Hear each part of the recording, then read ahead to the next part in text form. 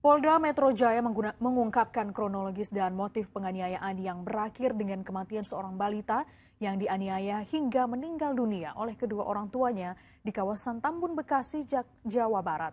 Komisi Perlindungan Anak Indonesia atau KPAI Saudara menyebut Indonesia darurat felisida atau kasus pembunuhan orang tua terhadap anak.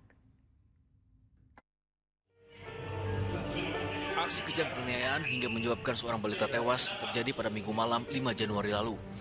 Kedua tersangka yang merupakan orang tua kandung korban menganiaya balita tersebut setelah mengamen dan mengemis di sebuah minimarket di kawasan Jati Baru, Setiadharma, Tambun Selatan, Bekasi, Jawa Barat.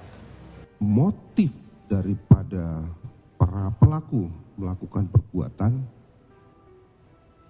yaitu para tersangka melakukan tindak pidana tersebut karena kesal ataupun emosi terhadap korban. Emosi tersebut ataupun kekesalan tersebut disebabkan karena tersangka ditegur oleh karyawan di sebuah minimarket karena korban muntah. Setelah korban muntah, kedua tersangka ditegur dan diminta karyawan minimarket membersihkan bekas muntah korban. Kesal dan dalam kondisi mabuk lem, kedua tersangka pun membawa korban ke sebuah ruko kosong dan menganiaya korban hingga tewas. Komisi Perlindungan Anak Indonesia atau KPAI ikut menyoroti kasus ini. KPAI menyebut bahwa Indonesia darurat felisida.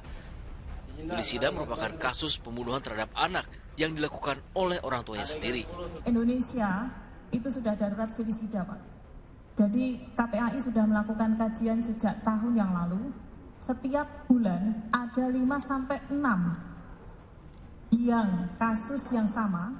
Felisida ini adalah pembunuhan orang tua kepada anak, baik orang tua biologis, orang tua kandung, orang tua angkat, dan lain sebagainya kepada anak. Setiap bulan 5-6 kasus KPAI memonitor. Ya, jadi sekitar tahun 2024 ada 60-an kasus anak yang menjadi korban felisida. Kini para tersangka diancam dengan pasal berlapis tentang perlindungan anak, pasal pengeroyokan, dan pasal penganiayaan hingga meninggal dunia. Rencananya polisi akan memeriksa kejiwaan kedua tersangka karena dinilai telah melakukan penganiayaan berat hingga menewaskan seseorang. Agi Kurnia Sandi dan Iman Rohman melaporkan dari Jakarta.